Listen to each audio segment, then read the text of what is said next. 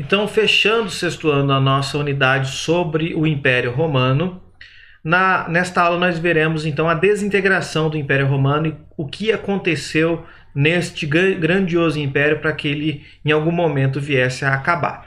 Tá certo? Então vamos lá para a desagregação, a divisão do Império Romano, a fragmentação do Império. Bem, a crise do Império vai ocorrer por vários fatores. Um império tão poderoso, tão grande quanto Roma, para que ela acabe, para que ela tenha um fim, será, claro, por vários motivos, por vários fatores. Então eu vou listar aqui alguns desses fatores mais importantes, começando pelo fator econômico. Bem, Roma sempre foi rica e grandiosa, desde o final do período republicano, praticamente todo o período do Império, Roma sempre foi muito grandiosa, muito rica. E tudo isso vinha de um grande território. A questão é que, com o passar do tempo, esse grande território se tornou um problema, porque ficou muito caro para manter e administrar esse território. Claro que os povos que foram dominados pelos romanos, de tempos em tempos, faziam revoltas para recuperar o seu território. Então, tudo isso demandava um gasto, tinha que ter exército, tinha que ter ali funcionários públicos para poder administrar aquele território. Então tudo isso se tornou muito caro para Roma. Então o que os romanos, os imperadores de Roma pensaram? Se Roma, do tamanho que está, muito grande, ficou difícil e muito custoso para administrar, então eles não podem ampliar ainda mais esse território. Eles não podem crescer ainda mais. Se com o que tem já está difícil, imagina se eles aumentam ainda mais o território. Vai ficar ainda mais complicado. Então, resolveram diminuir as conquistas, tá certo? Pararam com a ampliação do território, pararam de dominar outros inimigos. O grande problema é que a principal entrada de riqueza e de escravizados em Roma era através das conquistas. Se diminui as conquistas, diminui a entrada de riqueza e também diminui a quantidade de escravizados. E aí o que mais vai afetar é a relação dos escravizados, porque eles eram utilizados massivamente na agricultura. Ou seja, quem produzia alimentos em Roma eram escravizados. Em praticamente todo o império, os principais produtores de alimento eram escravizados. Então você tinha um patrício, dono de terra. Quem trabalhava nesta terra, produzindo alimento, eram escravizados. E era este mesmo alimento que lá na feira era vendido para a população que morava na cidade. Então veja, se diminui as guerras, se diminui as conquistas, diminui a entrada de escravizados, esses escravizados que trabalham na produção de alimentos, claro que com o tempo eles morrem, tá certo? E aí, como não está entrando mais os escravizados, diminui também a produção de alimentos. Quem planta não está plantando mais, tá certo? Então, quando diminui o número de escravizados, diminui também a produção de alimentos. E vai chegar um momento que as cidades vão começar a sentir essa falta de alimento, porque à medida que a quantidade de comida diminui na cidade para ser vendido nas feiras, o preço da comida sobe muito. Lembre-se daquela regrinha básica, tudo que é raro é caro. Quando a comida começa a ficar escassa, ela começa a ficar mais rara, ela também começa a ficar mais cara, certo? E aí, os mais pobres já são os primeiros a ser afetados.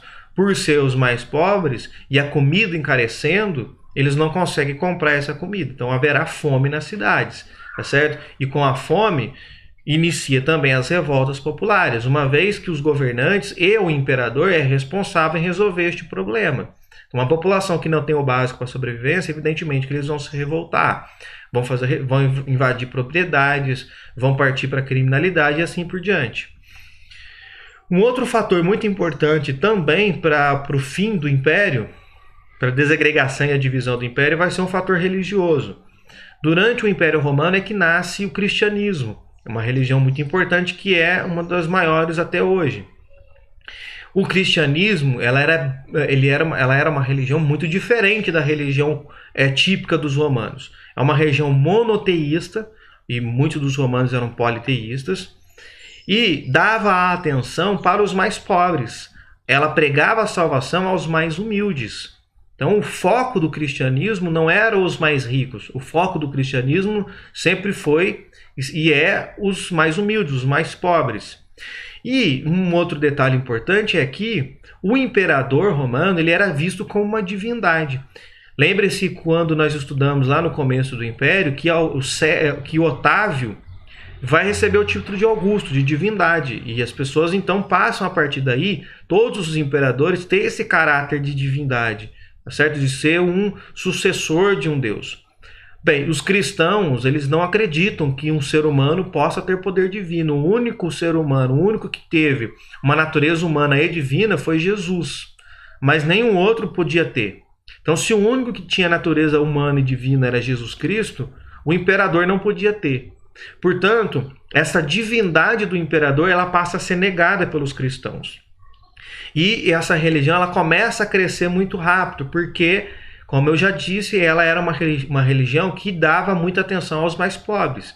E a camada dos mais pobres é sempre a maior. Então, a maior camada da sociedade romana era esta camada mais pobre. Então, ela se tornou muito atrativa e ela crescia rapidamente. Quando os cristãos, então, negam a divindade do imperador, os atos do imperador são questionados pelos cristãos. Porque, veja, aquele que acredita que o imperador é divino, ele tem ali um caráter divino, é quase que um deus, ele não pode errar. Quando acontecem coisas que podem ser caracterizadas como erro, o erro é sempre de outro e não do imperador. Agora, os cristãos enxergam o imperador como um ser humano qualquer, portanto ele está passível ao erro, portanto ele pode ser questionado, ele pode ser cobrado. E é claro que esses imperadores vão encontrar nos cristãos um risco, porque os cristãos vão desobedecer às leis romanas e vão colocar as leis da religião como princípio. Em primeiro lugar vem as normas da religião e depois as leis de Roma. Então os imperadores desde o princípio começam a perseguir os cristãos. O problema é que, além do cristianismo pregar salvação aos mais humildes, uma característica do cristianismo é justamente a perseguição, é justamente o sofrimento. Então aquele que é perseguido, aquele que sofre por ser cristão, ele tem uma aproximação ainda maior com Deus, ou seja, a chance de salvação daquele que é perseguido, daquele que é oprimido, é ainda maior. Portanto, à medida que o imperador oprimia os cristãos, aumentava-se ainda mais o cristianismo, porque a própria perseguição era um elemento que reforçava aquilo que o cristianismo pregava. O cristianismo pregava que as pessoas realmente seriam perseguidas, realmente sofreriam neste mundo, porque este mundo aqui não tem nada que serve, nada que presta, porque as pessoas estão aqui para lutar por uma próxima vida que é assim, a melhor, que é eterna, que é no céu e assim por diante. Portanto, esta vida aqui, ela é realmente de sofrimento. À medida que o imperador persegue os cristãos por serem cristãos, então a pregação fica ainda mais forte, ela fica mais evidente, ela tem uma prova concreta de que a pregação está correta. Portanto, aumenta-se ainda mais o número de cristãos. Uma outra característica importante é que o cristianismo, evidentemente, que prega a paz. Tá certo? Embora no decorrer da história muitos cristãos vão ignorar completamente isso, vão promover guerras, mas neste momento inicial do cristianismo primitivo, isso era muito valorizado. O cristianismo ele prega a paz. Então muitos cristãos que antes de se converterem ao cristianismo eram membros do exército, por exemplo, começam a abandonar o exército para buscar outras carreiras, uma vez que no exército, se ele for para uma guerra, evidentemente ele vai sacrificar alguém, ele vai tirar a vida de alguém. Então, para não correr esse risco, muitos cristãos abandonaram o exército. O exército que já estava enfraquecido começa a ficar ainda mais, porque cada vez mais um número de pessoas abandonam o exército começa a perder integrantes. Então, quando diminui o número de soldados no exército, o exército começa a enfraquecer, porque aí ele tem que começar a substituir esses cristãos por qualquer outras pessoas, e chega ao ponto de ter que colocar não romanos no exército, e isso para eles era muito arriscado. Uma outra característica é que os cristãos também eram contra a escravidão. considera-se todos os seres humanos irmãos, portanto eles não aceitavam muito bem a escravidão. Então muitos que eram donos de escravizados, ao se converter ao cristianismo, libertavam seus escravizados. E aí se lembrem que o principal trabalhador de Roma era o escravizado. E já está tendo uma escassez de escravizados porque as guerras diminuíram, as guerras não acontecem mais. Então, sem conquistar o inimigo, não tem prisioneiro de guerra, não tem escravizado.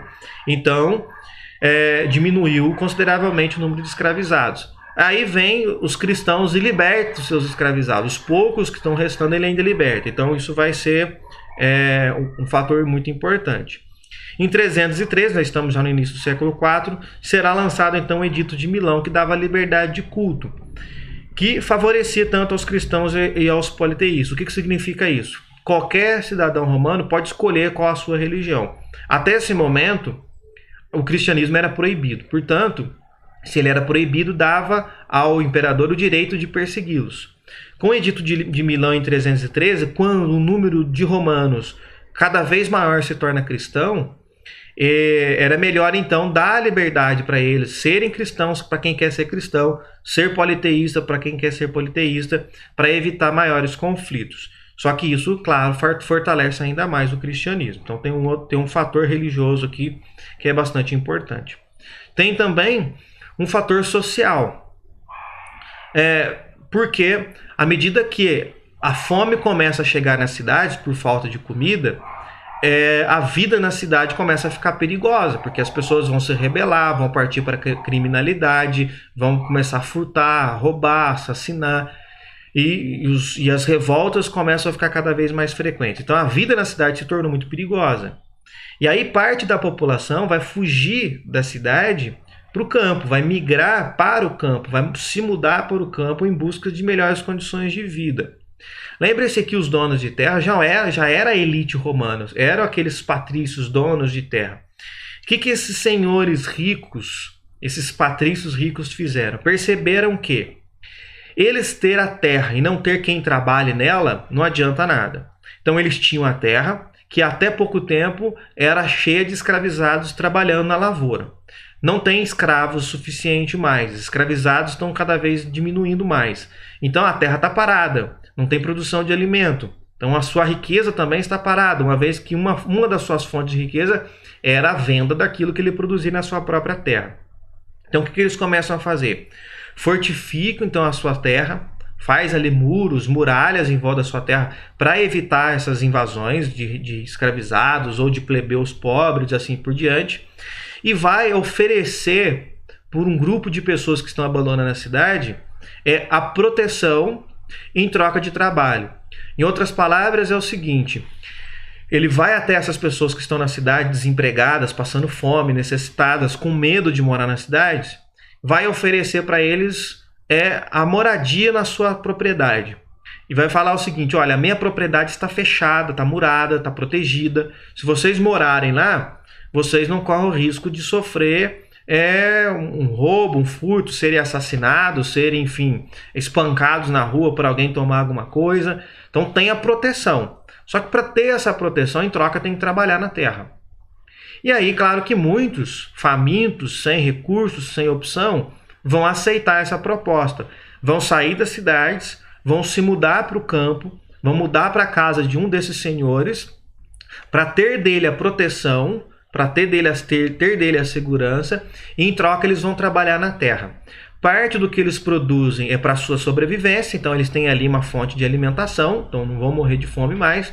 E claro que uma parte do que é produzido vai para o dono da terra, que ele precisa também tirar o seu recurso dali. Tá certo? Então agora nós começamos a ter um movimento que é muito importante, inclusive para matérias que nós vamos estudar no futuro, quando nós estudarmos, por exemplo, as invasões bárbaras e o feudalismo, que é essa transição, essa saída da população que massivamente morava nas cidades, agora estão se mudando para a zona rural, estão mudando para o campo. Tá certo? Então, quando eles oferecem essas moradias, esse espaço para a população mais pobre trabalhar, eles passam a ter poder sobre esses moradores deste vilarejo. E aí começa a surgir um fenômeno que é o seguinte: quanto mais pessoas moram no território deste senhor, mais pessoas é influenciada por ele, mais poder ele tem. Então, para isso, ele precisa ter mais terra. Então, quanto mais terra, mais pessoas vai morar naquela terra, mais pessoas sobre a sua influência ele vai ter, consequentemente, mais poder ele vai ter. Perceba, então, que aquele poder que estava concentrado na mão do imperador começa aos poucos a ser fragmentado e sendo dividido para a mão de várias pessoas donas de terra. Por quê? Dentro daquela propriedade, quem faz as regras é ele, é o dono da terra. Quem faz as leis, quem toma as decisões, é o dono da terra. Então, um governante externo, um imperador, por exemplo, não vai poder interferir nas decisões que ele toma dentro da sua própria casa, dentro da sua própria propriedade. Então, em muitos casos, o que era proibido, por exemplo, nos lugares públicos, era permitido dentro daquela propriedade, porque na propriedade quem manda é o dono.